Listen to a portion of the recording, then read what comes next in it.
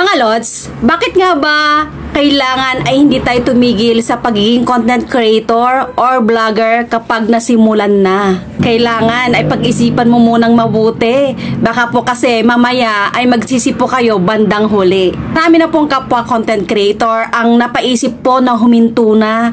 At yung mga iba po ay tuluyan na nga pong huminto sa pagiging content creator. Kasi nahihirapan na daw at mabagal po ang asenso ng kanilang mga bahay or kanilang account.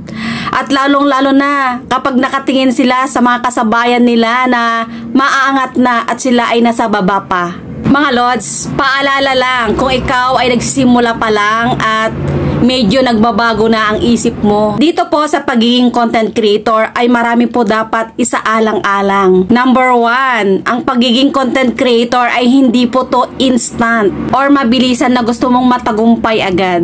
Tulad sa mga ibang creator na nakikita na po nating maalwan ang pamumuhay. Kapag nagsisimula pa lang tayo dito sa mundo po ni Facebook o pagiging creator, ay maihahalin tulad din po natin ito sa ibang trabaho. Una ay nagsisimula sa mababa, unti-unti ay aangat. Number 2, pakiramdam mo ay wala ring sumusuporta sa'yo, na pakiramdam mo ay pinagtatawan ka ng mga tao.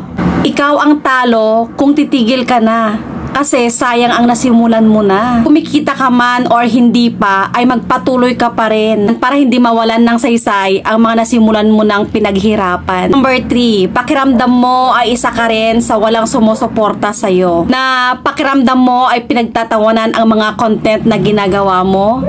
Lalo na ang mga kamag-anak at mga kaibigan mo. Kung isa ka dito, ay huwag kang magpatalo sa kanila. Hayaan mo na lang ba ang mga pangarap mo?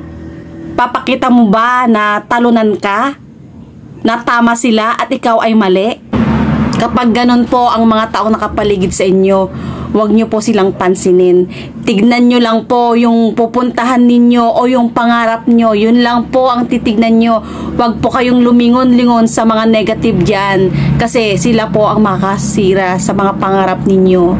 Mga Lods, hindi talaga maiiwasan ang ups and downs sa buhay ng tao. Pero kapag napapagod ka, ay magpahinga ka. Bawal lang ang sumuko. Kung nasimulan mo na ang pagiging content creator, hindi ka na pwedeng tumigil. Bakit? Kasi itong pangarap mo na to ay hindi lang para sa'yo. Alalahanin mo, ginawa mo to, una pa sa lahat, para sa pamilya mo. Diba? Tama ako? Mga Lods, marami na pong mga content creator ang nabago ang pamumuhay. Gumanda po, nagkaroon sila ng mga bahay, mga lupa, mga kabuhayan, mga sasakyan. Dahil sa sipag at tiyaga nila, na kung isipin ay talagang dumaan sila sa butas ng karayom. Hindi po madali ang lahat. Wala pong madali sa mundo. Kung napapagod ka na, magpahinga ka lang, pero bawal sumuko. Kahit hindi mo na kaya, ay talagang ginagawa pa rin para sa pangarap at para sa pamilya. Alalahanin mo, maraming umaasa sa'yo, nakapamilya mo. Kapag may natutunan po, ay please follow, like, and share po. God bless.